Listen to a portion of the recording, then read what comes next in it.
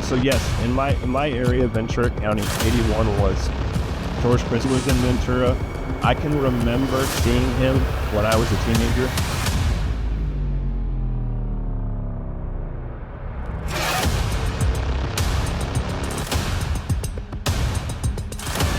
They would look and say, wow, there's a real Hell's Angel, right? And there is a responsibility with that, like you have no idea. And it's like, you can either burn that bridge right away by the first thing out of your mouth and say,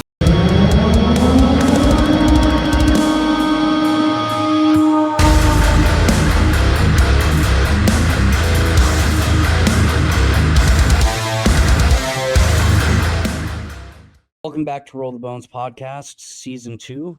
Today we are sitting with Jason Logan. Of course, we got brother Chris with us. Jason is a ex-firefighter as well as an ex-Hells Angel. And I would like to start off by asking you, Jason, what has been 3 significant changes you've made in your life before, during, or after, whether it's firefighting or being in the club, that has made you feel like you're on the right path? well, like before I became a fireman, I mean, obviously, thinking about doing that job, I wasn't really trying to go to college, you know what I mean? Like I wasn't trying to do that route. I was looking for like something that was, I always kind of joke about this nowadays. I was looking for that next tough thing. Like I wasn't a kid growing up who was like, I didn't play on the football team. I wasn't a quarterback or, a stud at soccer or anything like that. I was just an average kid that like, mostly went to work.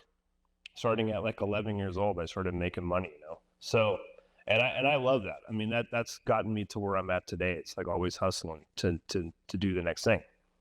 And so I hung out with like a lot of older guys too when I was younger because, the working jobs, it's like you're working around guys who are now, you're 11 and they're 15 or 22 or, guys in their 30s or 40s, So it's like I always got more out of being around guys who were older than me than I did around guys my age. Like they're going to goof around and do God knows what. And I'm trying to see like, how can we get to that next level? And with all that comes like my wife will always say, like, you're always like looking for the next thing, right? Which is, it's a mental thing that I have to deal with all the time because it's like, when are you ever really happy? You know what I'm saying? So you have to step back and enjoy the moments and really think about it. Like say like, hey, I've done something, here we are, let's appreciate this before we move on. So that's my advice to people that are moving like that. You have to step back and say like, can't believe we're here and how did we get here? And like, we're thankful to be here. So, but that being said, exercise, huge thing in my life as a teenager. And that's what like really excelled me into the fire department to like, cause I fought wildland fires for almost 10 years for the state of California. And if you're not in shape, that job could kill you. You know what I mean? And I don't mean like kill you. Oh, for sure. I mean like kill you like it's tough. It sucks if you're not in shape. So that brought me being in shape like the way I was back then. It brought me close with this core group of guys that I'm still close with now.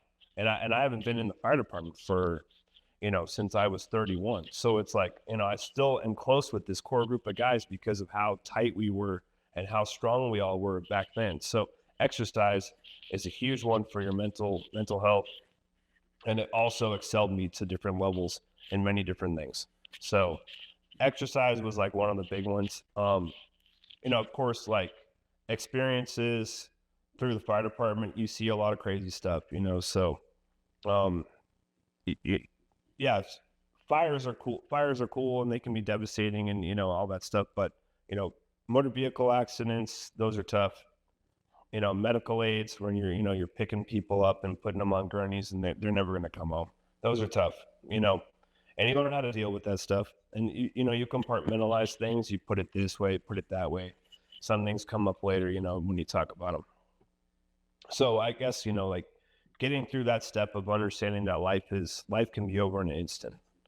That was a huge thing in the fire department to understand that like, we're only here for a short time, so like make the most of it. If you want to go do something, you got to figure out how to do it. You can't just put it off. So I guess, so exercise, figuring out that life is short, and then, transitioning from the fire department to the club was a whole nother deal. And it's like, most people can't even fathom that. They're like, wait, you left the fire department to go become a Hell's Angel? I'm like, well, yeah, there's some things along the way in between all that, but I really just, when I set my mind to do something, I want to go do it. So, and I'll figure it out. And I kind of knew that the fire department, I didn't want to have people telling me what to do for the rest of my life on the job. So I'm just not that guy. And like, I'll joke around and tell the guys that we worked with, I'm like, I would have been a shitty employee for a long time. It's like, I'm meant to run my own business, and that's what I do nowadays. So, but you don't realize that when you're in it. You don't figure that out until you get older, right? Something about maturity, like, being almost 48, I'm like, look back and go, yeah, I must have been real difficult to have at the station some of those nights, I'm telling you.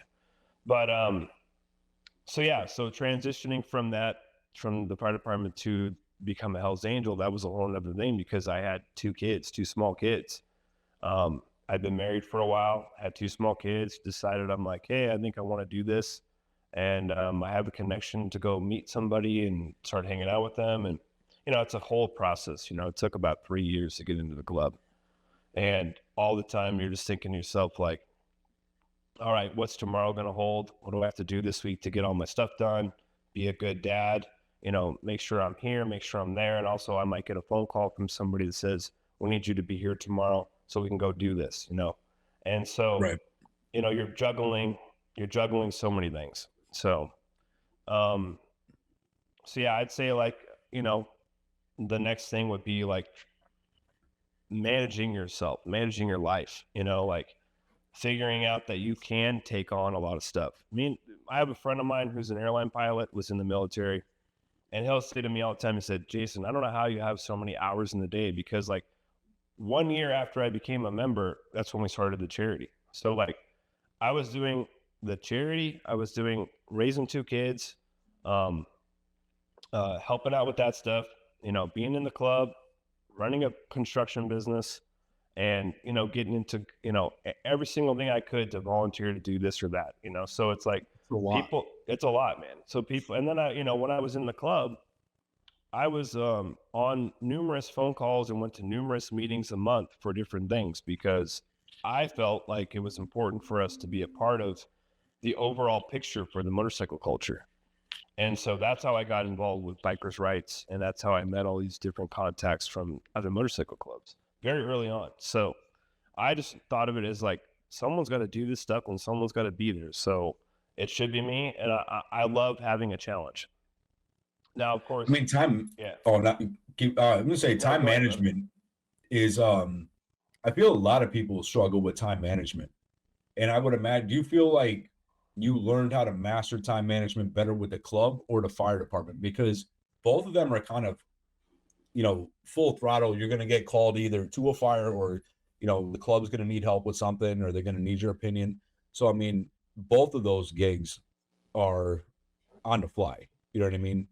And honestly, what I can tell you is that, like I say, for like a good salesman, you have those friends, you're like, man, that guy could sell ice to an Eskimo, right? Like, it's something that you have in you.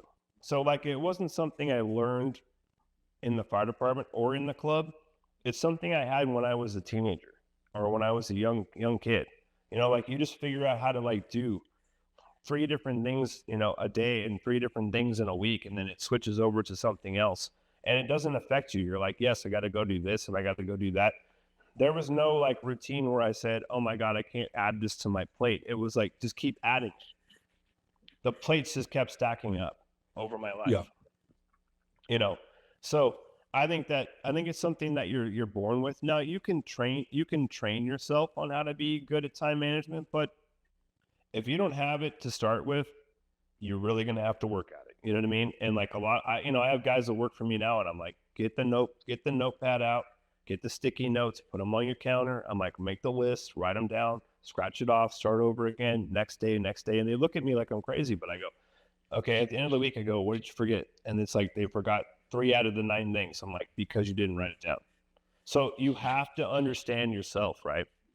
You have to constantly be working on yourself. Like, I didn't start reading books until after I was 40 years old. And now I try to read probably 6 to 8 books a year. And it's not like I'm knocking them out of the park. But before that, I was like, what do I want to read a book for? I don't give two shits about that. Yeah. But I explain to people, I go, what reading has helped me do is it's helped me to speak more clearly. It's helped me to understand words more clearly. It's helped me to talk to people in a more educated level. You know what I mean? It's brought me to the next stage of life. You know, I go to a bar and sit at a nice place and talk to the person next to me.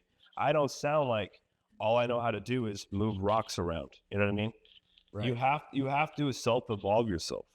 Like I didn't drink wine until after I turned 40, and now I love it. And it's like I want to know all the stuff you can about that. It's like there's so much stuff to learn and do in this world. It's like don't pigeonhole yourself thinking that that's only what's cool, right? Right. Yeah. I tell people this all the time. I say, if you're somebody that likes Star Trek and you feel like you can't tell me about it because you think that I'm too cool because I was a Hell's Angel, get the fuck out of here. Tell me about Star Trek. I want to know about it. Like, I don't know anything about that. If you like to build train sets, if you like pyramids, like, tell me about that stuff. I'm here to learn. Like, you know, Right. during COVID, I had this crazy idea about, you know, you guys always saw that movie, National Treasure, with Nicolas Cage. Okay, so we all saw it and we're like looking at like those clues and all those mysterious stuff, right? So during COVID, I called up a Mason's Lodge in my hometown and I said, hey, I'm just kind of thinking about becoming a member. And they're like, yeah, come on down for dinner. Just like that. Hey, come on down for dinner. Next thing you know, I spent a couple of years studying all that stuff and going through it all. And now I'm a master Mason. It's like, it's just, it's there if you want to do it. No one is stopping you from doing anything. You can do it. You can do it. Totally.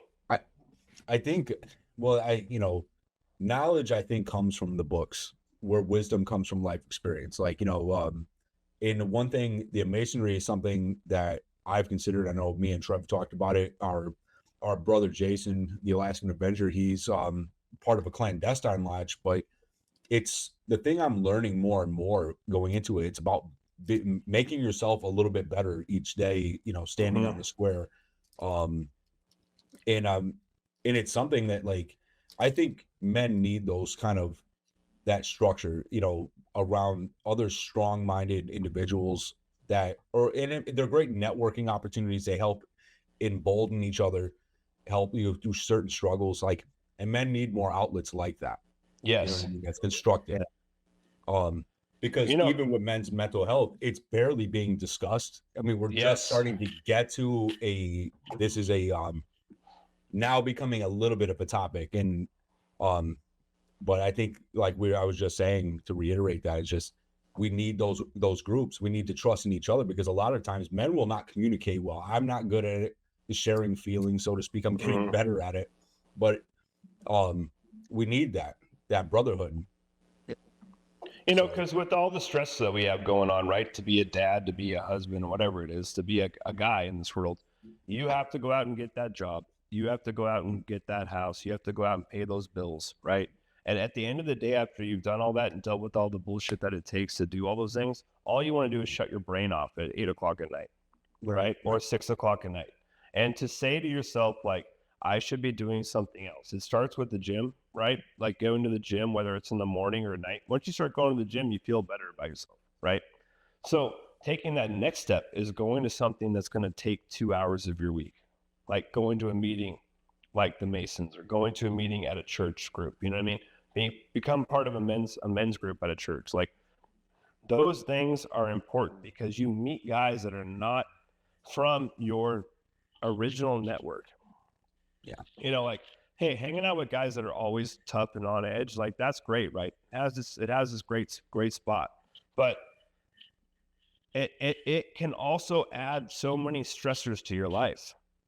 All these guys that I know that are in and out of motorcycle clubs, I'm like, are you sure you're happy? Or are you just happy with the fact that you have this, and when you put it on, your entire neighborhood goes, watch out, here comes so-and-so. You know what I'm saying? Like, you have to be happy with yourself. You have to take every little achievement as a success. You can't, like, when I talk to a lot of guys that are out of motorcycle clubs all the time, right? And I tell them, don't be down on yourself, bro. I go, you being in a motorcycle club is a success. You made it out alive, right? You're still helping out with whoever, like you're still mentoring people. I go, this is your chance to do something with all that stuff.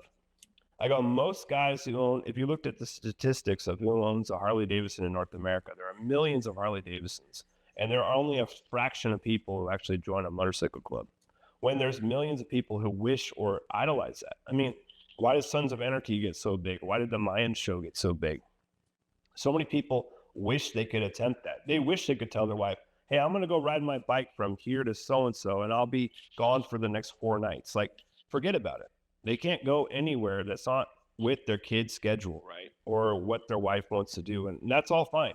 That's I'm not saying to go against what your family plan is or anything. So like, that's not the greatest, but there's so many people that wish they could do these things that never will. And we all took these chances to do this stuff and we did it. And I'm like, if you were in it for a year, 10 years, 30 years, you have some successes in your life and you need to give those people looking up to you, you need to explain to them all the things that went with that and explain to them that you see it as that and not as a negative. Yeah. You can't get out of it and be like there was a negative. No, you made it through it. Guess what? That's a success. You have to look at it like that. Do you find like what was was 81 a dominant in your area? Is that why you selected them? Like yes. Yeah. Like that's a good topic. So like I've had this discussion with guys in many different clubs. And so yes, in my area, Ventura County, 81 was it. George Christie That's was a in hot Ventura. spot. Yeah. George Christie was in Ventura. I can remember seeing him when I was a teenager, like where I saw him and how I felt. Like I thought to myself, I want to be like that someday. Right. And nowadays I hang out with George. I mean, we've been to dinner a couple times. He was just here in my hometown doing another interview and we went out to dinner. Like we talk on the phone. It's like, this was somebody I looked up to as like 19, 20 years old. I remember going to his tattoo shop and being like, fuck, I think that's George Christie right there. You know what I'm saying? Like, so there was a presence of this group in Ventura at the time. I became a Hell's Angel in San Fernando Valley because Ventura, George was gone. George had just exited the club when I was coming around. So, and I wasn't going to go to Ventura. They were, clubs and different charters are always dealing with something at some point, right? So they were just not in the greatest spot to join at that time, but a great charter now, regardless. So, and they were a really great charter back then when George was around. So, yeah. So like, but I've talked to guys that the same exact thing. Like I talked to an outlaw at a bikers' rights convention. He came and sat next to me at a bar at a hotel. Mm-hmm. He sits down in plain clothes right next to me and says, and I'm like, hey, how's it going? Just like shooting shit. He had no patch on whatsoever. It looked like a business guy on business. He looks over to me and goes, hey, would you have a drink with your enemy? And I'm like, whoa. Now the conversation just got great. Like someone's going to engage with me about like a real conversation, sounds awesome. Let's do it. And so come to find out that he was an outlaw out of Milwaukee. And he was he was like, bro, he's like, I've never, ever even met a Hell's Angel in person. And all I know is we're supposed to hate you. And he goes, I've never even met one of you guys. And so after we got done talking for like an hour, he was like, man, he's like, my whole mindset is changed. And I go, of course it is, man. Were you wearing colors when yes. this conversation? Okay, so that's how. That's how he knew that I was in the club. Yeah. And I was there. I'm there with a bike for bikers' rights, and there are guys from all different clubs all over the place. And he was there too.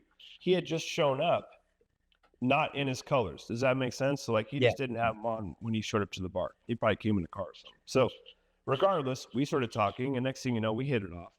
And I had so many relationships like that with guys from different clubs, the Vagos, the Mongols, the Pagans, freaking the Warlocks. I mean, all the different clubs, Sons of Silence, Gypsy Jokers, the Outsiders, like all the different big clubs around North America, the Banditos especially, all these great men with the same exact problems and the same exact passions all across the United States, dealing with the same shit in their town and dealing with the same problem with another club. It's that simple. There's no like mystery behind it. It's just men being men in a different area. How were you able to separate the mindset? Because I know there's some guys that they really dive heavy into that, like you're a mortal enemy to the end. How did you separate it out and be able to have a conversation without, handling the business? You know what I mean? I'd say that all comes from, like, things I've done in my life, like being in the Boy Scouts, then being in the fire department. It's like I never, like, you learn how to work with these different guys from all these different places when you're in all those different things, right? These organizations. And just being someone who likes to listen, and like unless someone's like gonna harm me, yeah, them being within my earshot or within my view, that doesn't affect me in any way. They're not threatening me, right? Yeah. So, like, I've got some crazy stories, man. So, like, I'm you saw the movie Point Break, like, where they go to this little restaurant. It's down on County Line in California. It's this surf spot, epic surf spot, right? And I lived maybe 15 miles from that up in town. And so I had just become a member, and I went down there on my bike. I'm like, I'm going down to Neptune's Net, man. I can't wait. I'm going to be on my bike. I got my patch on. This is fucking great. I know I'm going to know some people because it's a Sunday, right? And I go down with one other guy, a friend of mine, right? Just a guest, like, just someone from the public, good guy. And we show up, and we're there for like 15 minutes, and all of a sudden 2 Mongols park their bikes and they start walking across the street. Now, they don't come up to me and they don't do anything. All I know is that they see me, and the next thing you know, they're making phone calls. So before you know it, I'd been there for about 2 hours, and now there's 14 of them lined up along the front entrance in a line, just staring at me, right? And I'm there with all these people that know me from the public and stuff, and they're all hurt, like, endless circles, and they're talking to me and whatnot, and they all keep coming up to me and saying, "Hey, Jason, we got your back, man. We got your back. We got your back. Like, if something goes down, we got your back." And my words to them were, "Stay the fuck out of this problem. This has nothing to do with you. Do not escalate this. Do not do anything. If something happens, leave me the fuck alone. Like, do not get yourself involved in this." One, they're going to get themselves involved in it. And guess what? How am I supposed to trust that they're not going to fucking roll on me or someone else because they're not truly invested in what I'm a They're part civilians. of, right? Yeah. They're civilians. Okay. Two, I don't want anybody getting hurt. And the more it escalates, the more that you don't know what's about to happen. If somebody starts to feel threatened, then guess what? Knives and guns and all that other stuff comes out, and we don't need that. Okay. So it was not very hard to mitigate this. So listen to this. So finally I said, I'm like, hey, someone's got to be the person that leaves. Guess what? I'll leave. I have no problem being the person that says, I've been here for 2.5, 3 hours. It wasn't like I came, they showed up, and I fucking left. We've been standing there staring at each other for an hour and a half.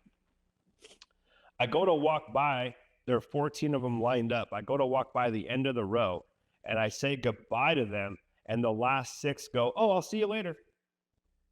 After they were all standing there posturing for an hour and a half, not a word, I walk by and say, "I will see you later." And that last half goes, "Oh, hey, see ya." Because they just, that's as easy as it is, bro. It's as easy as it is. It was like there needed to be no issues whatsoever. And that was, I learned very on that, like, it was like that. And I was already going to those meetings in Orange County with all the different clubs. So, like, I already knew how people act when they don't have those pressures of, like, what are you going to do if you run into somebody? Yeah. You know what I'm saying? So, like, another time, I'm at a bikers rights conference in Denver, Colorado. And I'm up on the 3rd floor. I think my hotel room's on the 3rd floor. Might have been the 4th floor. And I'm walking with an outlaw who had just gotten out of prison after 35 years. Right? His name was Earthquake. And so he's talking to me in the hallway as we're walking down to go down and have dinner. Like, everyone's going to have dinner or be at a conference or whatever. Everyone's staying at the same hotel. It's just packed with Mongols, outlaws, pagans, bogos, you name it. Everyone's there. And I'm there alone. Okay. So he's telling me, "Hey, man, it's really good to see your clubs here." And I'm like, "Hey, man, I really appreciate that." He's like, "I just want to tell you, like, I used to hang out with you guys, like, back in the day in certain areas." All the old stories, right? As he goes, "Hey, I'm going to go to my room. I'll see you down there." So I go, "Oh, I'm going to get in the elevator." Yeah. As I go to get in the elevator, 6 pagans walk into the elevator right in front of me, and the door shuts. Now my face is at the door shuts, they're all behind me. Again, it's like you could hear a whisper outside. It was so quiet. Nobody said a fucking word. Only going down 4 floors. As we get out, I get out of the elevator and turn around. I'm like, hey, I'll see you guys at dinner. Half of them again said, oh, hey, see ya.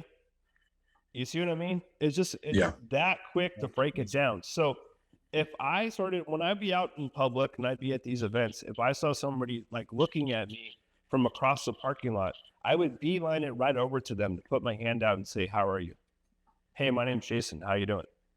And I had numerous guys over the years be like, they did not know how to act.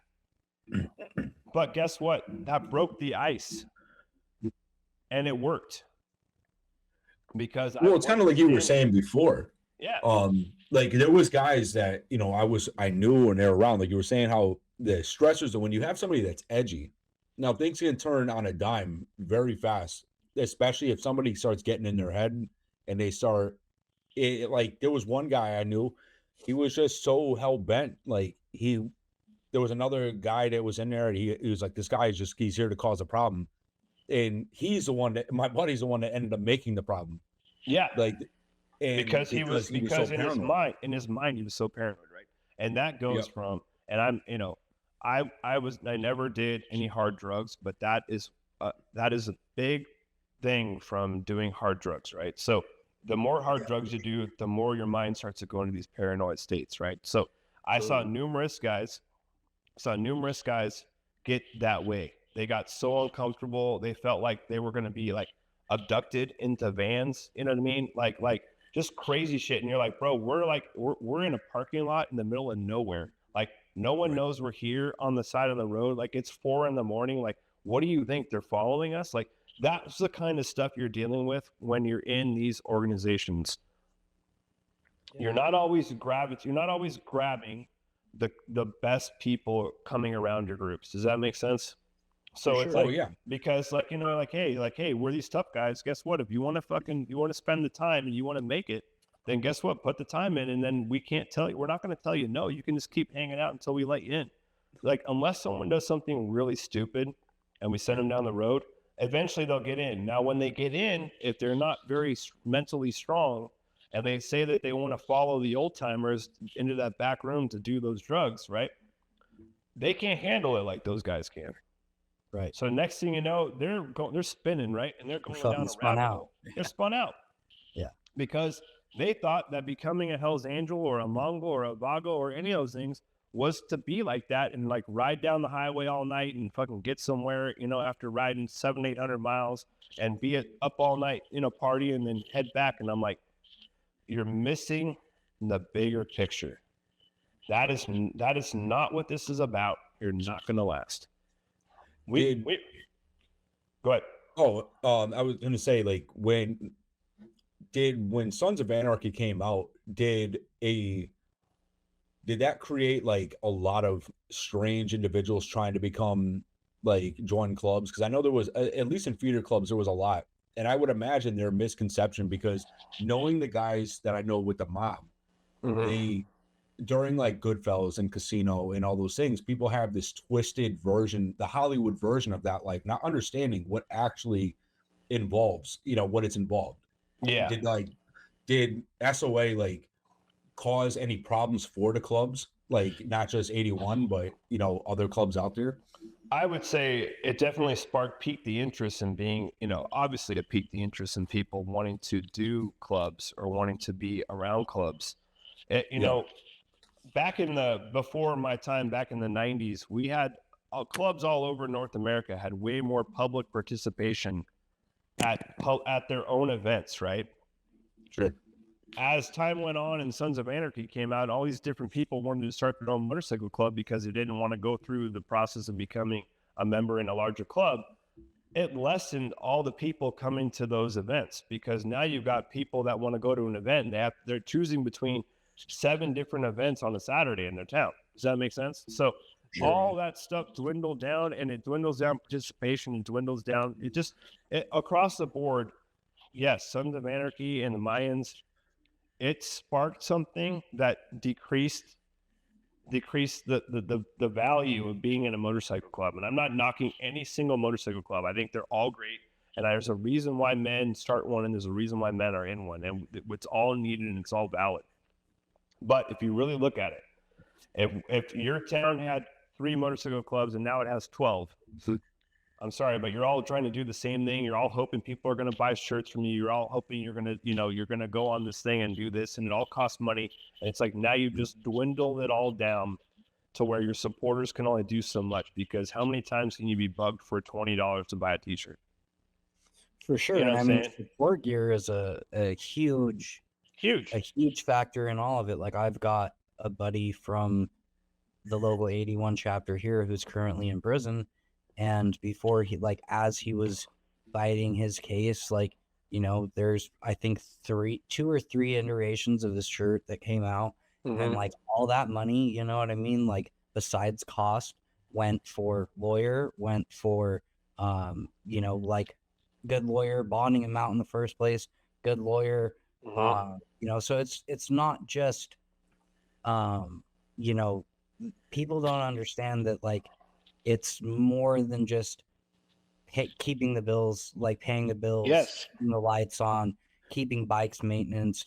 There's situations that happen where people, they got to get bonded out of jail. They got to get lawyers. They've got to do whatever. And so when you've got, like you were saying, when you max out those resources and they're spread so thin, because not everybody's into MC culture, right? Yeah. So you've got, like, if you're living in a metropolitan area, maybe there's a little bit more, but like where I live, like, very small area, there's one predominant club, technically 2, but like one's a little farther away, and like they're good.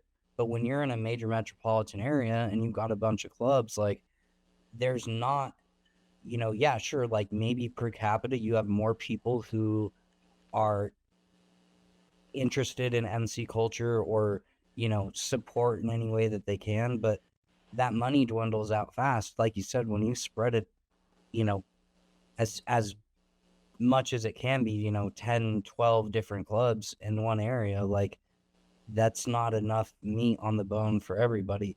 And No. correct me if I'm wrong, but that's where, like, probably a lot of the beef starts between people, correct? Well, it's not that. It's like, that doesn't really start like beefs, right? A lot of the beefs are, and I'm just gonna broad spectrum this, right? Right. Not Sure. towards any one club, but people have a hard time of separating the club from your personal life, right? It's like anything. It's like when you go to work, if you're having a bad day at home, it comes to work with you, right? Right. So people need to take. This is what I'm trying to voice nowadays. Is like, hey man, we are never going to change this whole direction until we start working on the actual person, and quit trying to work on the club. Like, the clubs and their problems. It's not the clubs and their problems. It's the people coming that are in the clubs. It's their problems being brought to the club. It's their own insecurities. It's their own freaking things that are going on at home, and everyone's got some kind of something going on, man. You have a parent that's passing away. You have a kid who's sick. You have, you lost your job. It's like you're trying to pay the bills and keep it all going. Like, your guys are going through divorces. Your bike breaks down. I mean, all these things happen. This is life. Life is not smooth all the way across the board, man. It's like you're going good for 9 months, and here's comes a hiccup, and that's the problem, is that, like, and now that you have so many different clubs and so many different people, well, now you have all these different things, and you've also got men in these smaller clubs trying to prove themselves to a bigger club. So that adds to it too. So now they're coming around a club, like, let's say they're coming around a support club who's underneath the big dogs, and they're trying to look tough and be on the front street and like all those different things. And that's a lot of pressure on a person as well.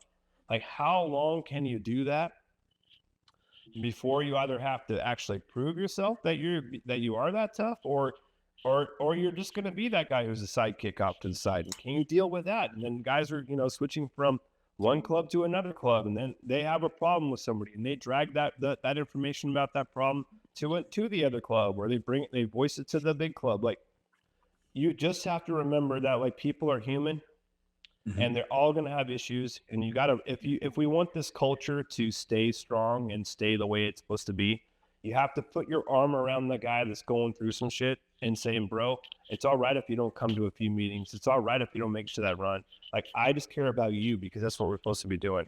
I can't start worrying about the fact that you can't afford to go do this and start nitpicking you. Does that make sense? Absolutely. It's natural for us to nitpick people, right? Like when I was in the club, my biggest thing was participation, right? I was all about like, what's next? What are we going to do? How are we going to go there? Hey, who's all going? And then when people were like, oh, I'm not going, or I can't do this, I started getting down on guys. And that's not right. That's me that's looking forward to doing all those things. That was me that would make the time and make it all happen. I cannot expect out of 12 guys in your room that all 12 are going to have the same passion about going to an event where you're going to ride through the heat or you're going to ride through the rain to get somewhere to ride back home.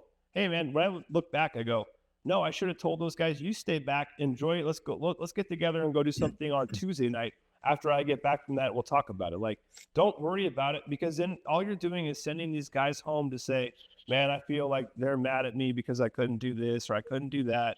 And it just, bro, it's a trickle down effect. And it all starts like we got our first part of this conversation was someone gets a trial or someone gets a beef, right? A case. Right.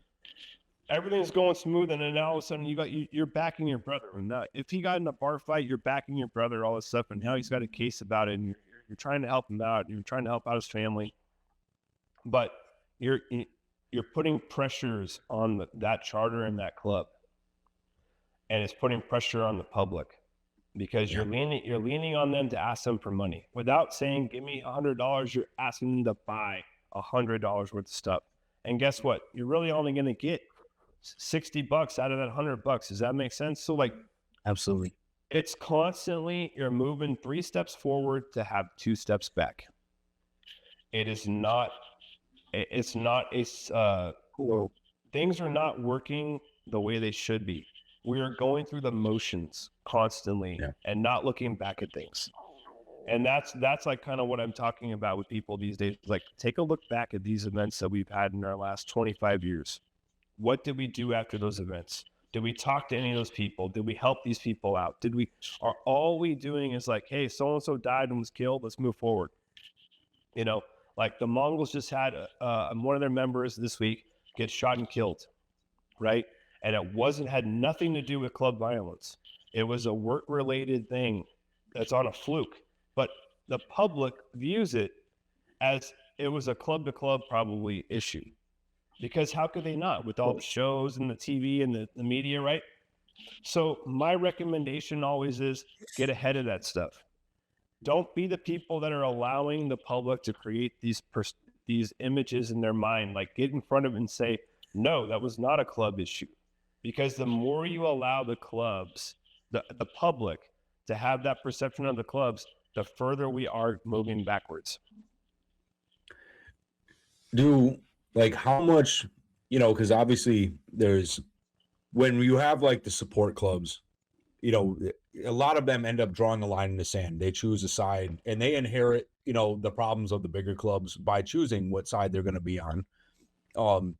But how much responsibility falls on a full patch, like, because the death head, when you carry that, I would imagine there's a tremendous amount of responsibility behind carrying that. Mm-hmm. So like, and pride. There's a whole lot, for sure. A whole lot of. Remember. So like, let's go back to the whole thing about the public, right? Right.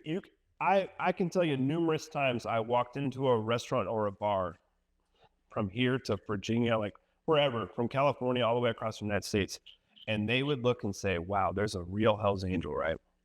And there is a responsibility with that, like you have no idea. And it's like, you can either burn that bridge right away by the first thing out of your mouth or the stare you give somebody, or you can bring them into your fold and them say, man, I met these Hell's Angels when they came into our town, and like they were so cool. Like, you can either get a win or a loss.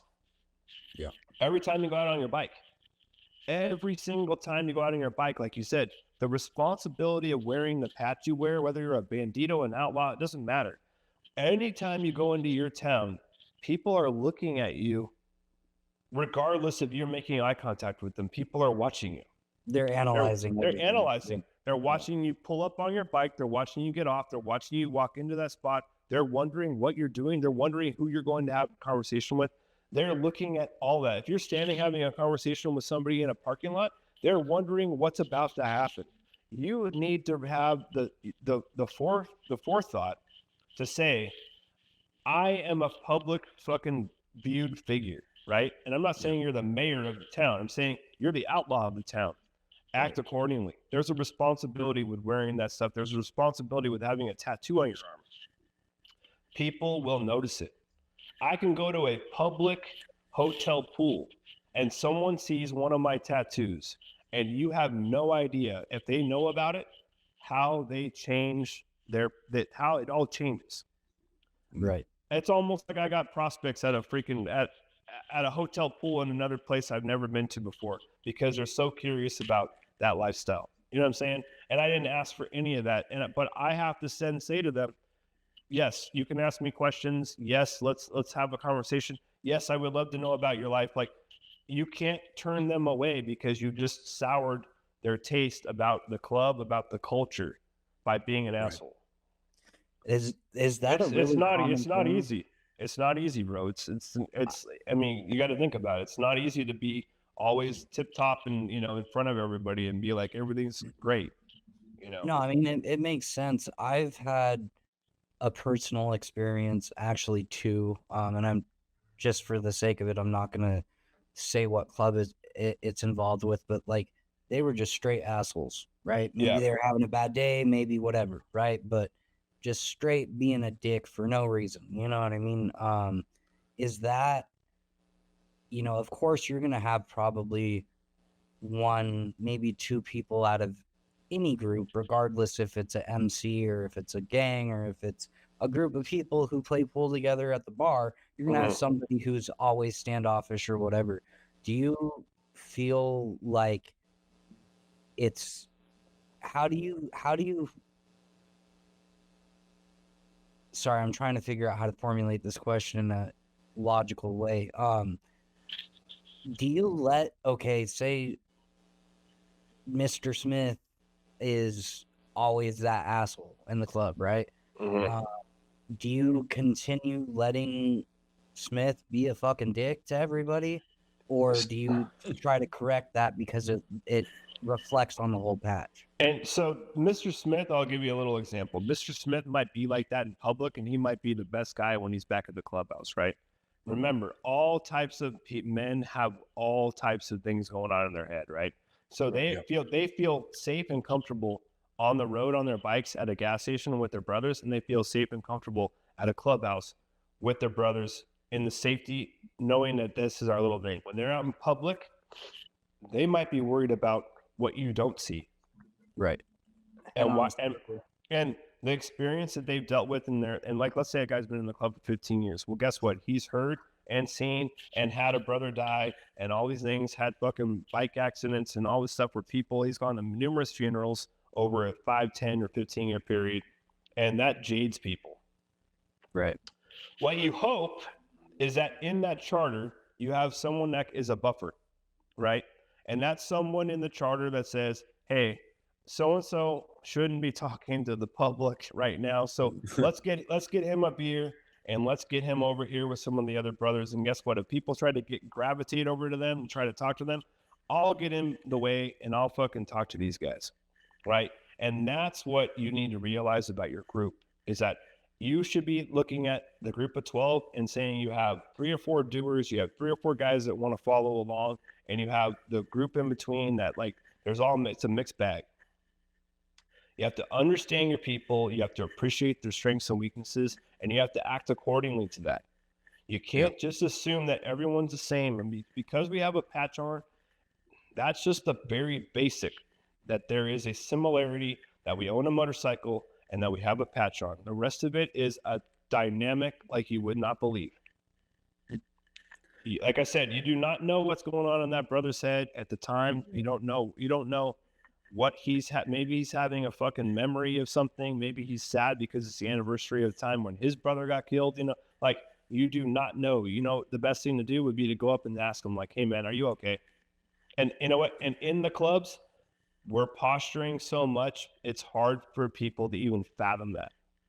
If I would have brought up 10 years ago, we should be doing a mental health check in the fucking room on monthly, people would have said, get the hell out of here. Are you crazy? Right. Like, what the, come on, Jason, what kind of stupid shit is this? Like, but nowadays it's a reality, man. I mean, you need to look your brothers in the face and be like, hey, tell me what's going on with you. And are you okay? Do you need something? Like, maybe you just need a fucking hug because you're not getting that at For home. sure. You know what I'm saying? Like, you know what? You can't. You can't consider yourself an honest friend or brother of somebody if you can't give them the harsh truth. Exactly. And that's why I think, what you and Mooch started with the Patch podcast is so significant because one, like, I think it's really important for anybody who's in the club life period. Like, you're taking two individuals like years ago would have been sworn enemies, whether they knew, like, they liked each other or not, personality wise, that are coming together and helping individuals. And some of the guys you sit with, I mean, like, I was just watching, it sat down with a pagan. I feel bad. I can't remember his name off the top of my head. I was watching it this morning. These are all, like, it's really cool to see you both, like, connecting with different individuals from different clubs that you would have been at war with.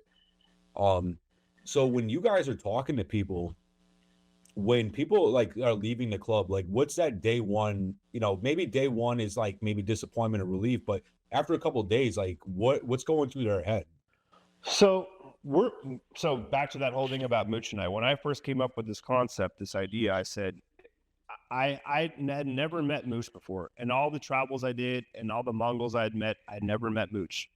But I was friends with Little Dave and a few other guys in Southern California and some guys scattered throughout North America. So I reached out to Little Dave and said, like, hey, I'm going to read Mooch's book, that came out. And so I read this book, and then I started thinking about this concept, and I'm like, well, guess what? It's not going to work if I'm sitting there by myself speaking to people because it's one-sided. Like we talked about before, the clubs make decisions to support one club because they don't want to say they support numerous big clubs, right? Because of all the drama that can happen, right?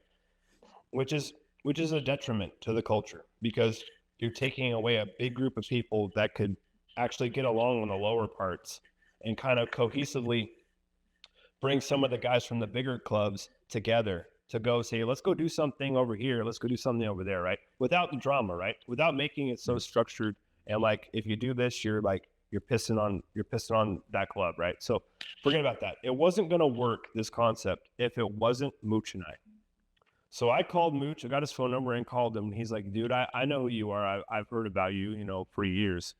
And within, and I'm like, hey man, I read your book. I'm like, I think these guys I know speak highly of you. They say you have a good heart. Within 30 seconds of me explaining the concept, he said, I'm in. I don't care what we have to do. Let's do it. And I'll tell you right now, every single time we have somebody from another club on our thing, what their first thing that we talk about kind of behind the scenes is the minute that they left the club that they were in, all the drama about us being at war with other people went away within seconds. It goes away within seconds. Like you no longer have to worry about it. You no longer are stressed that you're going to have to fight a Hell's Angel, you're going to have to fight a Mongol, or you're going to have to stand up to a Vago in a parking lot. Like all that shit goes away because you're no longer in it, right? So we nowadays, we get together once a year, we get together with all these different guys from different clubs and we like hang out and we have a great time. We're on like group texts with these guys. I check in with guys from other clubs. Like that's the way I was when I was in the club. I didn't care about our problems. I cared about the people that I was close with. And these were men from other clubs that I spent a lot of time with. And so I've transitioned all that to now.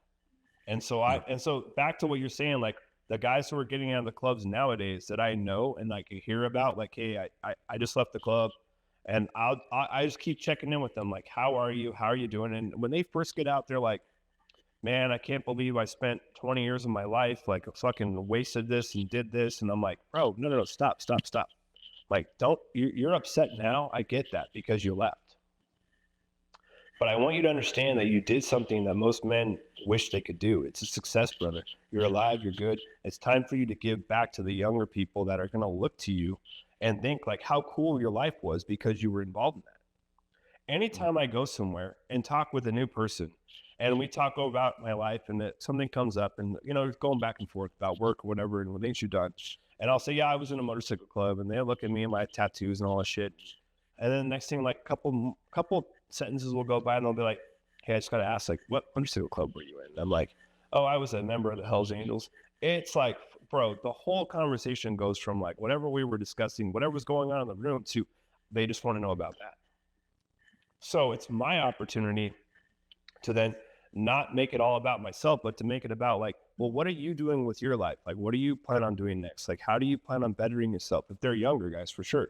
If they're older guys, like, hey, are you okay? Or like, what have you been through? Like, you know, 'cause some of these guys are like, hey man, I went through a really bad divorce and shit. And then when I'm talking to them, like, you know, Mooch is a trained like therapist guy, but I'm not.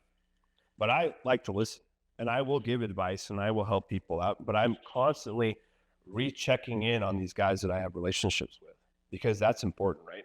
When you know that you're out there and you're having a bad week and all of a sudden you get a text message from a friend or brother that's like, hey bro, just thinking about you. I mean, do we get a lot of those? No, right? So that's that can stop somebody from having that shitty week that turns into a shitty month, that turns into a shitty year, that before you know it, they fucking kill themselves. So you have to take that second. It only takes a couple seconds to think about the people that are in your lives that you know are not doing as well as you are. Yeah. And reach out to them and lift them back up. Yeah, it's not easy, but guess what? It's worth it. I'll tell you what, right now, man, this whole thing we've done with this Patch podcast, the people that have reached out and the guys that we're in contact now and the people that we've had no negatives from anybody. No one's, I'm like, hey, bring it on. You want to talk negative about it? Please tell me that you're not going to be in this position someday, or that you haven't gone through some crazy shit where you're like, man, I cannot even believe that I'm still dealing with this. Like everyone deals with the crap, and it's all how long you want to deal with it for. But what I'm saying is that there is a way to fix this. It's just going to have to take a major reset, and it starts with the man, not the problems between the clubs. It's the person, and it all stems from leaving your personal stuff out of the club. You know, and you know, like you were saying, talking about checking in with people don't realize how important that is to reach out to somebody. That simple conversation, like you really don't know what they're going through. Yeah. That's why, you know, like Trev's my brother. Like, you know, we have other people. Like people can look at it strange. I tell Trev I love him all the time, and vice versa. Like, you know, that's how. You know, sometimes he'll shoot me a text, hey, bro, just want to let you know I'm thinking, you know, I love you. You know what I mean? Or this and that. Yeah. And men need more bonds like that. It's like, what you know, and it's what you and Mooch are doing, what we're, you know, me and Trevor building towards. And there's so many individuals, I think, that are coming out full force in standing in solidarity, trying to, you know, protect, you know, the men are, it's just a serious problem that men are going through right now. The suicide rates in men are at staggering heights. And there's just, with everything in the world right now, it's just widespread despair. It's and constant. It's constantly it's relentless. Yeah, it's relentless. And it's like you said, like if somebody reaches out to you and says like, hey man, I was just thinking about you. You doing okay? Like you're just like, hey man, I just feel good that he was thinking about me, right?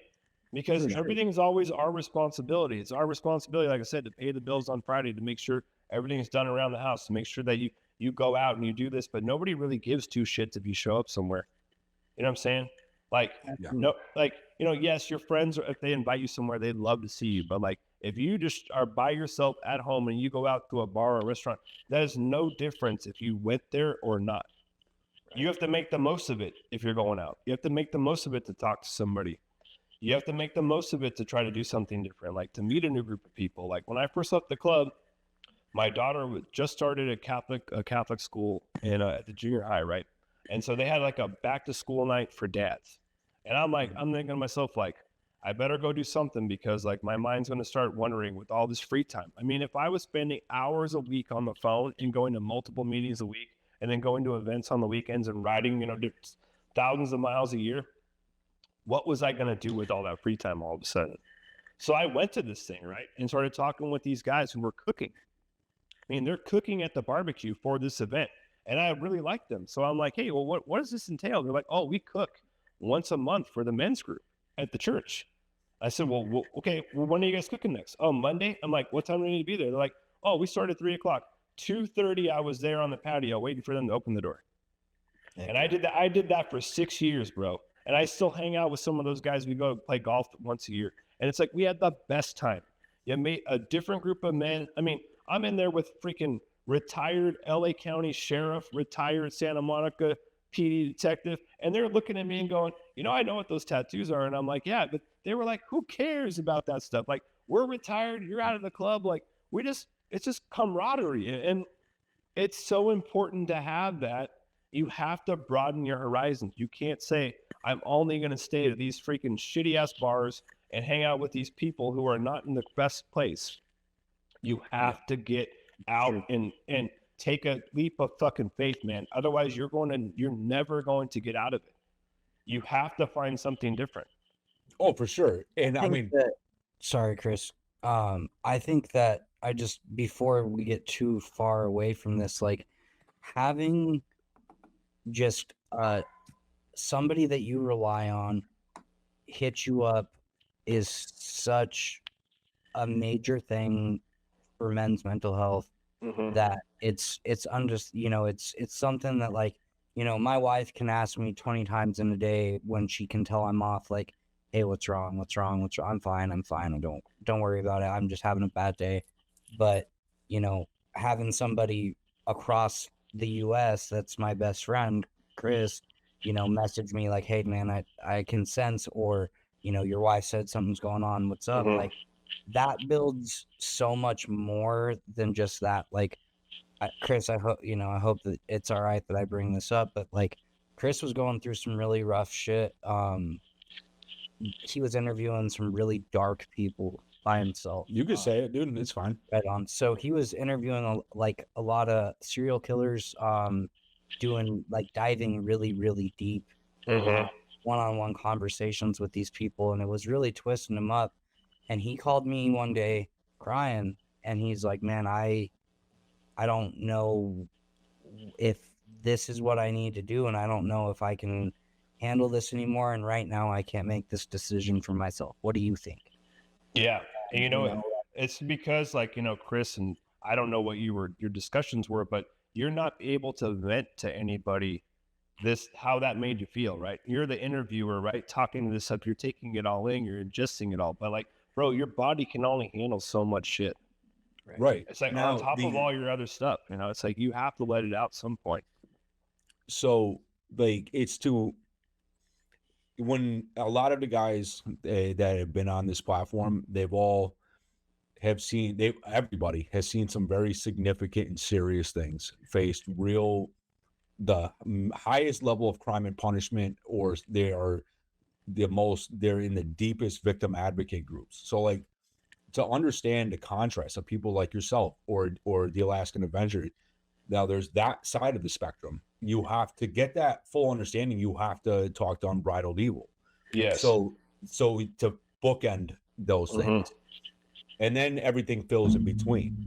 And the one thing I learned though with serial killers is there are some that are just born evil. There are some that are manufactured through very complex trauma. It does not a justification for their behavior, but understanding like the trauma that got them there, or this could have been avoided had we had this conversation in the 70s. Towards mental health. And then there's one in particular who's just a fucking piece of shit. Like, but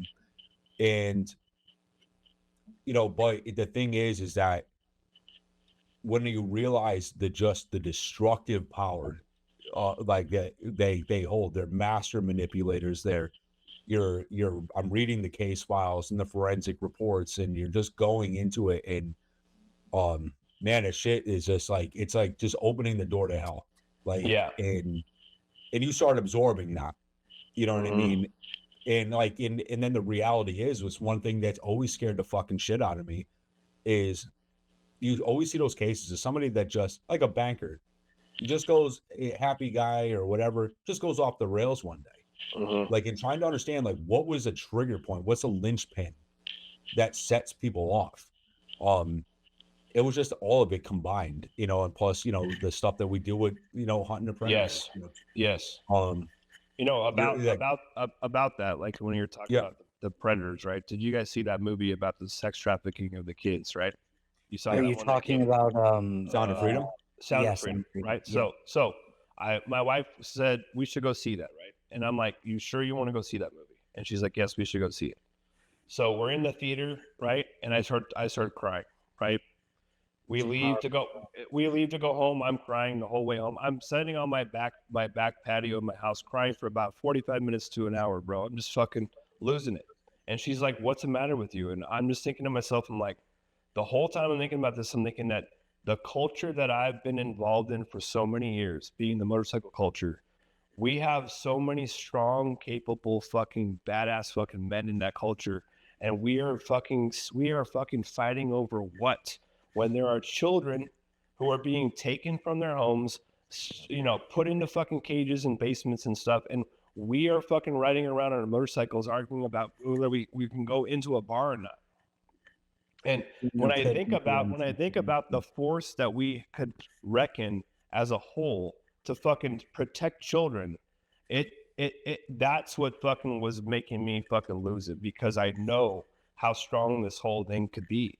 And it's like, that's like the one thing I'm like, we could fucking shift the topics from, I don't care what any of our fucking problems are because of the patch on your back. Who cares about all that shit? If we took the force that we actually have of men who are willing to walk through a fucking burning building or a fucking door to save a child, and I know many men that would rip a car doors or some fucking asshole in half to do that. I've seen it before. Like, we could focus it all onto that. Think about the change we can make. Think about what we could do instead of this fucking bullshit that we're creating. 100%. You know what I mean? It's like 100. That's what makes me sick. That's what had me crying. In with the hunt communities, and you know, you have to, it's like they have such a strict vetting process, and they because they want to make sure they get infiltrated by creeps all the time. And these people, they to be honest, like, a child predator, you're a fucking murderer. Yeah, like, totally. Because you killed that child with, you know, you denied them of everything that they could become, and they're going to carry the weight of that for the rest of their lives. And some of them, I mean, you see widespread addiction, suicide. They go through some of the worst situations imaginable because of a piece of shit that, you know, they just, and they don't feel nothing. You can't correct this. These are just demonic individuals. They just need to be fucking put down, man. To be honest. Absolutely, bro. Yeah. Absolutely. Fuck back taking, to what you're, you know, fuck the, what do they call it? The chemical castration. Yeah, exactly. They can still fucking molest somebody. They can, they still got hands. What are you gonna do? Cut their hands off? You know, like, just fucking kill them. They get, I have a contact, a buddy of mine. Our kids went to school together, right? From really young on. He's an FBI agent, became one later on in life. And they went into a house and they dealt with a situation like that. And when after they detained this guy and they were talking to him, he's like, the guy said, I cannot stop. I think like he said, I can't stop. They're addicted. Yeah, I think that in some even they're addicted. Jason Vukovic had told me, it told us many times, it's in the interview we did with him, that one of the guys, he would just roll up, just no mask, no weapon, just bang on the door, drag him out. And this one guy, and the system placed this guy from prison, placed him in an apartment complex next to a playground. Yeah. And Jay, thank God, got there in time before he was about to assault, they were visibly drunk. There was 2 young girls. Thank God. You know what I mean? He got there. And that's why they need like in Jay's words, these individuals need to be terrified that individuals like us exist.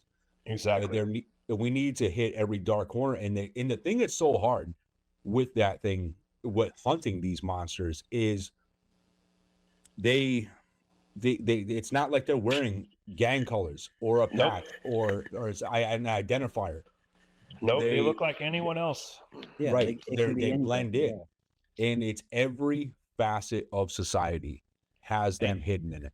And you know what the other aspect of that is that we always have this conversation because of the realms we've been in, right? Is everyone's like, oh, you know, fuck cops, all that shit. But I'm like, can we be everywhere to protect the women and children of all of our cities? No, we can't. So we need to have those men on the fucking ground. We need them in the streets. Like, enough with this bullshit of like, fuck cops and all that stuff. Yeah, like, believe me, I don't want my freedoms taken away. But guess what? My freedoms that I don't want being taken away is I don't want someone to stop me from riding 100 miles an hour down the freeway. Okay. Yeah. Now, guess what? If I do that and get caught, hey, it's on me. I know what the rules are, right? Broken.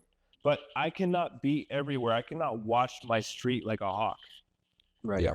You know what I'm saying? Like, so take that shit out of your fucking minds and freaking understand that we need to fucking work together here. You know what I mean? 100%. Like, hey, back in the day, like back in the 60s in the San Fernando Valley, if the cops got into it with the bikers, they fucking duked it out.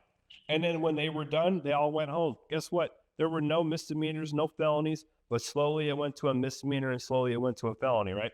But back with the old school cops, they fucking fought it out in the parking lots, man. Yeah. And guess what? Let's get back to that shit. I agree. 100%. You know, let's get back to that. One of my things, this is something background wise when you asked that I just spaced out and didn't bring up, but you know, I was a catcher for about a year. I have like 76 under my belt. Ended up catching a hate crime for it. And these motherfuckers are monsters, man. And it is ridiculous. It's sickening. And there is no, so like Colorado's fucked up. Let me just give this as an example. So it's going to go 2 ways. They get, you know, say even more than fuck a first time offense. I've seen people on their second, third strikes for purely sex offenses, nothing else. And if they're not getting probation, they're getting 2 to life in Colorado DOC. And this was something that as a gang member in Colorado prison is super difficult to deal with because we're expected to take out our own trash. So if it's a white pedophile, you know, we got to take care of it. Mexicans, they deal with the Mexicans, whatever. But here's the thing. They get 2 to life, and that sounds great theoretically, right? Like, oh, okay, they're going to be in there for life. The fucking sickening thing is they're going to do 2, 4, maybe 6 years if they're a real sick fucker. 6 years, and they're going to get fucking released. Mm-hmm. It is disgusting, dude. And that's the system. That's yeah, the like system. it's but you know, there's a fucking, you know, there's a dad who caught a DUI back in the fucking 90s, right? And his house gets invaded and he has to, you know, he takes his wife's gun and shoots a motherfucker. And now he's doing all day for a gun charge and a murder charge. Like that, how can you get 2 to life and compare? It just doesn't make any sense. And it's upside down. Dude. And that's how we feel about it, right? Like that's how we perceive it. We're like, how could they do this to that? Because we know guys that have been in those things, like you said, like they're doing 15 years because they got into a bar fight back in 1976 and they ended up staying 40 years in prison, right? Like we know I mean, remember when weed was illegal? Right. I don't know how old you guys are, but like, bro, you couldn't go into Arizona, Texas if you got caught with weed. You're going to fucking prison. Fucked. You know, so it's like so for weed, and now we're like weed's everywhere. You know, you can get it. You can get it on the internet and ship it right to your house. So yes, the system. There's something wrong with it. The system is always going to be an evolving thing, and we can just hope that there are men out there willing to fucking walk up to that stranger's house, knock on the door, and say, "What's going on in here?" Because guess what? it looks like some shady shit. And that's the Yeah. problem, is that most people stay behind their fucking door. They close their garage. They fucking go in. They go into their backyard. They don't know what's going on in their neighborhood. They don't know their neighbors.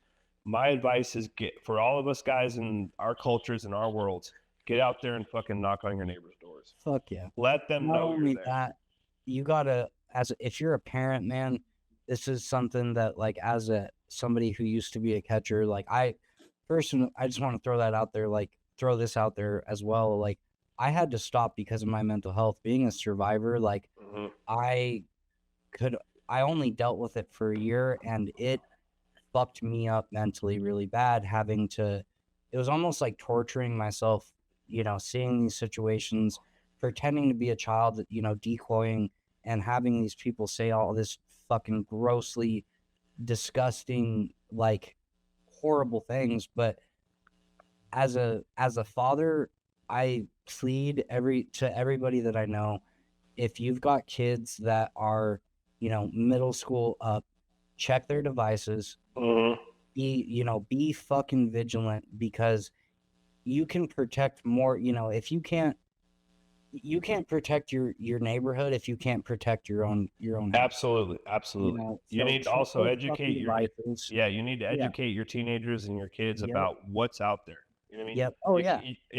I'm all for the whole Disney lifestyle, like let's shelter everybody and all that stuff. But the reality is, like, it comes quick. Life comes quick at you, dude. And like we talked about before, about like different situations and what's going on, and we don't need to dwell on this too much anymore. But like, the whole thing about life is that it comes fast, and you need to act accordingly and know how to fit in with different groups. Don't be so close-minded because they look like that you shouldn't talk to them. Maybe they're the guys that you might click with that might be there to protect you when you need something in the future. You know what I mean? To protect you from these fucking predators that are out there walking amongst the fucking rest of us. Yeah. You know what I'm saying? Yeah, but let's talk about something else, bro. That shit gets me in a fucking weird. We're on the same page there. Yeah. You did about it. I wanted. But you know what? Sorry, go ahead. No, go ahead. So I don't want to mispronounce this name. But did you hear about the it was in NorCal, and this just happened. There was a 1%er MC. I believe they're Indian, like Saudi, like Arabian, something like that. But dude, they just fell, or I believe it was the president of their head chapter just fell on selling machine guns and weapons distribution to an undercover. That was just up in Northern Cali. That just happened within this last week. Either he just got sentenced or it just happened in this last week. And I wanted to know, do you think that with situations like that, do you think it's a bad apple of the group, or do you think that it's, people are trying to, the t-shirts aren't working anymore, they need more money? Like, what's your opinion? No, that's to be honest with that. And anytime you've ever seen an article about any club and they try to like say that it's this club doing this thing, but they list names in these different areas, whether it's from guns or whatever it is, it's an individual doing their own thing. No club is saying we should go out and do this. It doesn't work. Just an indictment waiting to happen. Just an indictment waiting to happen. Like the Just bring the Rico. Like Sons of Anarchy, where they're like passing money across the table, bro. You know how many arguments would happen about who gets this money and why do you get that money and what'd you do to get this? Like, it would never work. All that shit's bullshit. Right. That is an individual who did something on their own and thought they were going to have a quick come up or whatever's going on. And it didn't work. And guess what? It could also get blown out of proportion because it is the news media, right? Instead of like selling guns, he might have sold 2 guns to somebody, and because he's an MC and because he's got a patch on his back, well, now they're gun running. I mean, so you got to look at all the different sides, and you got to figure out what's going on in those towns before you read those articles. If you look at the Atlantic Post from 2015. When the shooting happened at the Twin Peaks restaurant in Texas, right? Right. That was a coalition of clubs, bikers' rights meeting. that all ensued at, right? That all Right. blew up at a bikers' rights meeting, a coalition of clubs. All these people are there to get along and talk about bikers' rights, and that kicked off, right? Because of an ATF undercover, correct? Yes, ATF agents were up on the rooftop waiting for this thing to kick off because they knew it was going to kick off. The ATF agent that was in the Cossacks and infiltrated the Cossacks, God bless these guys, but they were taken through the ringer, dude. He took them to a hardware store before they showed up to the event. What do they get at the hardware store? Because they think they're going to probably get into it. They're buying chains, screwdrivers, hammers, all that stuff. Now, what happens with all those things? Those all get listed. Those all get listed as weapons in the indictment, right? So I was on the phone. So I'm in California when that thing went down, and all of a sudden my neighbor comes across the street and says, "Jason, do you hear about the thing at Twin Peaks?" I'm like, "Fuck." I get on the phone. I make a call to this guy, Paul, that I was close with. And he was there in the parking lot, there for the bikers' rights meeting. He goes, "Hey, I can't talk too much right now. I'm okay. Some people got killed. We're getting loaded into buses." And nobody talked to them for 4 to 5 weeks. They were pitched away for somewhere to figure out how to deal with it. No family, no contact. Hey, nothing. man, I'm sorry, but can you be away from your job for 4 to 5 weeks without paying the bills? Like, nobody cares, right? The government, they did not care about these people. They were like, hey, something happened. Let's make it an investigation. Boom. So that's how quick it can go. So for these people that are hanging out in all these little small clubs that think it's all fun and fine and dandy, really understand what you're getting yourself into, because at any moment it can turn to that. And are you prepared for that to happen to you, your family, and to your charter and your club? Because you're not. I spoke about this to my club on the East Coast. And when I brought this up, the entire room went from one octave level of like, what's going on here, to once I brought that up, they were like, wait a second.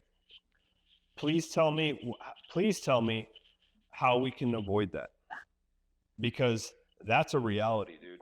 Whether you don't like a club or not, that's a fucking fantasy land. Whether you have to deal with not paying your bills for 4 to 5 weeks and how you're going to take care of your family from inside and all that shit, just like that, like not even preparing to go to prison. Just right now, we're loading you up and see you later. Like, there is no fundraiser to help try to pay for an attorney. You're already in. Yeah. Everyone changed their fucking attitude when that came up, of how that went down.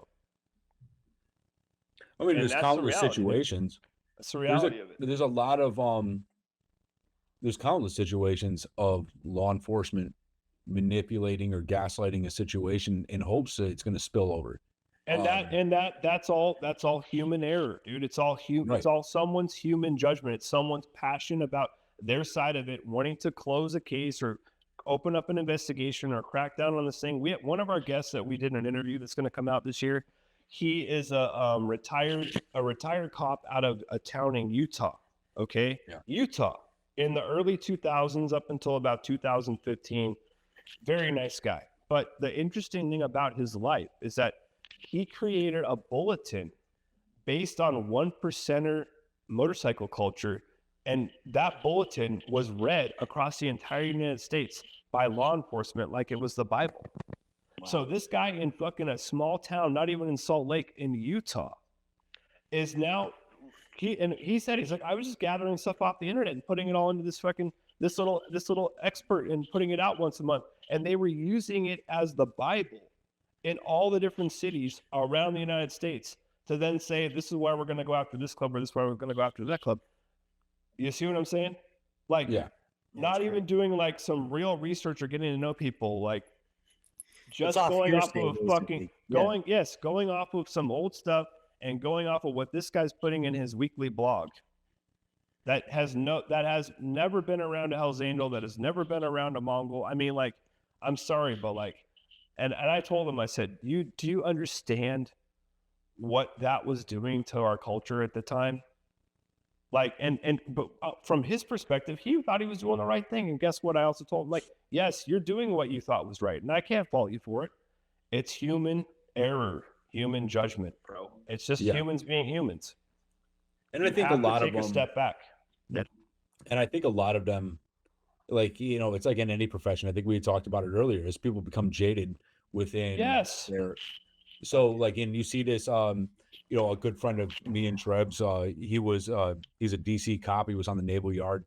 And he's still active, but he sees it all the time.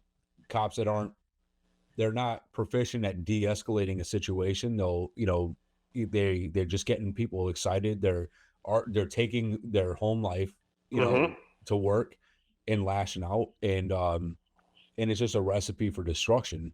Yeah. Think about how many guys go to the military, went to Desert Storm, went to Iraq, right? They come out of that, they're like, what job am I going to get? A large majority of them are going into law enforcement because they're going to be accepted right away. You have military experience, maybe you were, you know, whatever you did in the military, we're going to take you into this field, right? So they're dealing with all their shit at home.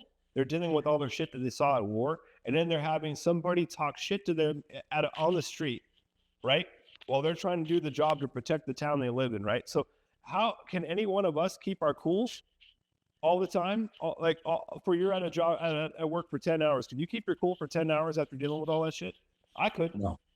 Absolutely not. So it's like we have to stop saying that we're finding fault with what they're doing in the interaction when somebody's spitting at them or somebody's calling them some fucking name. Like, let me tell you right now, bro. There's not a single biker I know that would put up that shit for fucking 8 to 10 minutes.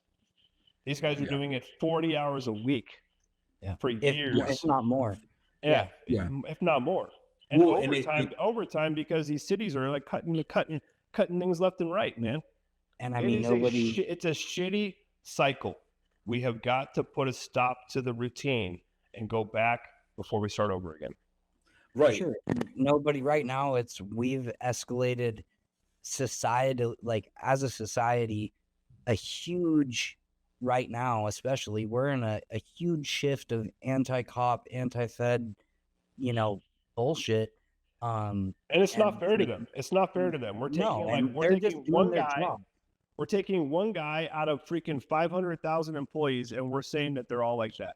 Right. And it's like, come on, man. I was a Hell's Angel for a long time. I got pulled over in numerous places, and I had some of the coolest freaking conversations with guys. I'd be doing 95, 100 miles an hour. Hey, can you just be safe? And here's your stuff. Get back on the road. Hey, can you just slow it down? I mean, like, or hey, man, you guys are cool to be here. Like, hey, all that stuff. Like, there are good people and there are bad people. Right. You have to make your own interpretation. Yeah, for sure. You know what I mean? And I think in those, even in law enforcement, it fails on its leadership. Like, Yes. you know, is another major component is when you got a guy that's out in the field, just he's burnt the fuck out. Like, take him off. Like, you know, because you know what the thing is, there's a lot of these cops, and it's one thing I was going to bring up before because I wanted to really, the Hells Angels are responsible for raising so much money for so many different charities legitimately. But I know a cop, these do link together, but there's a cop I know in the area that was on scene at Sandy Hook, that school shooting. And, and that was pretty much, that was so catastrophic. They were bringing law enforcement from neighboring towns to just keep a blockade around, because I mean, that was like one of the worst situations imaginable.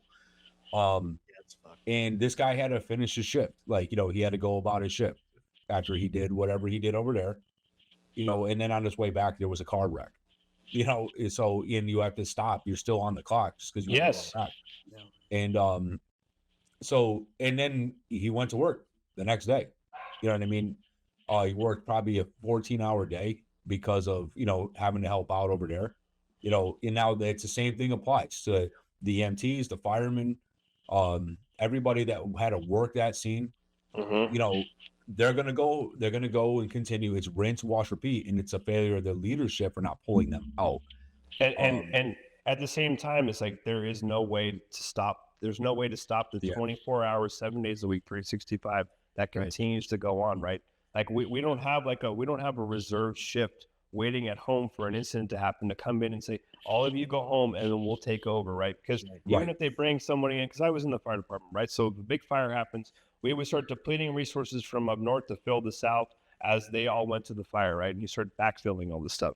But still, someone's doing all stuff. No one's truly going home to say we're off after we've done our thing. everyone's stuck at work, and everyone's dealing with all the shit in a different area and all that stuff, and it just keeps compiling up. And that's the thing, like we talked about when we first started this, like men and women are dealing with so much shit on their fucking chest and shoulders. I mean, look at how much alcohol we sell in this country, like, right? Like we're all trying to fucking take a fucking break at the end of the day. Look at how much if 20 years ago, if you said, hey man, if you brought out a joint at a party, people would look at you like you had a fucking eyeball in the back of your head, right? Nowadays, you can pick out a person in a room that hasn't tried a gummy or fucking smoked weed or done something, right? Or even microdose mushrooms, because everyone is looking for some type of escape from this fucking reality. Because you bringing the can tension down. analyze so much, and until the compartments are fucking full. Yes, they're full. Like that's that's a huge thing right now, and people are looking for an escape, and that's where like it, love it, disagree with it, absolutely be not okay with it, whatever, but like that's where pot, psychedelics, all of these things that people are trying to figure out how to either rewire, reset the brain, do whatever. And like, man, I don't know personally. I'm versed in this in some ways and not versed in it in other ways, but like there's only so much you can do. Trauma's trauma, like stress is stress. You live a fucking life. You can only put so many little boxes in your brain if you're able to do that, because some people who are neurodivergent can't do that. Like man, it's a situation that I don't know if we'll ever be able to. I know. When you think about it like that, you're like, is there an end to this thing, right? So exactly. on that, what you were saying about with the treatments, right? So did you guys watch on Netflix the Waves of War, the Navy SEAL about the Navy SEALs? I haven't seen. No, I'll have to check one out. I recommend that. Okay, watch that. We can get back on and talk about that some other time. But sure, in that they're talking about ibogaine therapy, which is like this crazy stuff that like they're doing in Mexico, and it's basically resetting the synapses in the nerves in your brain to rethink about all of your past events. You know what I mean? And put them, like, take all the building blocks and then put them somewhere and get a clarity about it. Because, bro, if you just think about how many images you have in your head, if you're 10 years old, if you're 20 years old, if you're 30 years old, and all the different things you experience that can come back at any time, when you've had so much trauma, it's all there, dude. It's all sitting there. It's the reason why we act a certain way. It's the reason why we walk up to somebody and how we are when we first interact with somebody. It's the reason why we judge somebody because of how they're dressed. You know what I mean? All that stuff is there. It's like, how do you stop that? Well, for sure. And I mean, ibogaine is, so it's technically two different substances put together, but like the main ingredient is DMT. And there's a big difference between a 15-minute, 28-minute experience from smoking DMT to ingesting a macro dose, which is, it's the opposite of micro, of DMT. And it's like a 24-hour experience. It's not pleasant. It's not like, oh, I'm going to go trip balls. No, like you're fucking resetting. You're deep in your thoughts. Like it's a gnarly experience that some people honestly mentally probably, like, if you can't handle it, like, I think that it needs to be normalized a little bit more. And I think that there needs to be more science behind it. I think that we need to do more research behind it. And I think that there needs to be a very strict, what's the word I'm looking for? Like protocol or something? Well, not protocol, but like, mental health testing, because you know what I mean. Oh yeah, I get what you're saying. Take a vetting process. Take a couple. It's gonna have to be at these facilities that are like trained on how to deal with it, how to deal with stuff. But like, if we're just barely hearing about it now, think about where we're gonna be 10 years from now. There's gonna be ibogaine treatment centers all across the United States to help people with drug addiction, being abused as children, all that stuff. They're gonna help them get back to normal to enjoy the next 30, 40, 50 years of their life, which is amazing. And that's like what you were saying before, about people they're, you know, it's maybe society's ignorance. They judge too quickly and they hear the headlines and stuff like that. But out here, and I know across the U.S., 81 especially in this area, they were one of the biggest donors for Sandy Hook. They were the blood drives for Yale New Haven Children's Hospital, the toy drives, the countless charity runs, the amount of money, and the club. People need to understand, and the club takes a financial loss because it is a massive. You have to organize that. Is like you're talking about. I remember seeing them do. There was, I don't even know how many members it was in the support clubs to orchestrate all that to do a run and raise like $150,000, $200,000. You know, who the fuck cares if it, you know, if you may or may not the money comes from something that may or may not be illegal. If it helps a child or helps a family. That's what I'm getting at, right? When we can focus on something like that, like an event had to happen, but guess what? It brought everybody together, right? Because it's for children.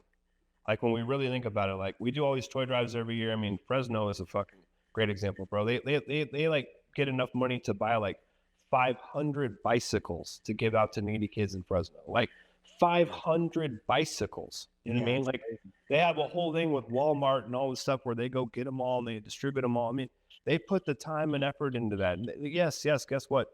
These guys might be the guys you don't want to invite over for dinner, but guess what? They're doing that once a year, and that's helping out so many fucking people. So like for this whole thing that we've talked about, it's like, yes, don't judge a book by its cover. Yeah, get to know somebody. You know what I mean? Hey, I appreciate you guys having me on today, man. It's been great. Yeah. Absolutely. Yeah, man. Yeah. It's been a great conversation, man. I think that this has been one of the best episodes in this year so far, for sure. Maybe even all together. I mean, we've only been doing this for a year, but man, it's been, we've hit a lot of topics that have been great. Yeah. Thank you guys for having me, man. I appreciate it. Plug. We got to shamelessly plug away. The drink of choice of the Roll the Bones podcast, the Ponzo Signature Blend Wine from brother Anthony Arlotta. Check out everything that me and him have going over on Money Mayhem and the Mafia. We have me and brother Trev. We have a tremendous amount of stuff coming up in the works. Also go over and check out the Alaskan Avenger. He's got all kinds of new merchandise. And in this life, you know, check out the Patched podcast with Jason.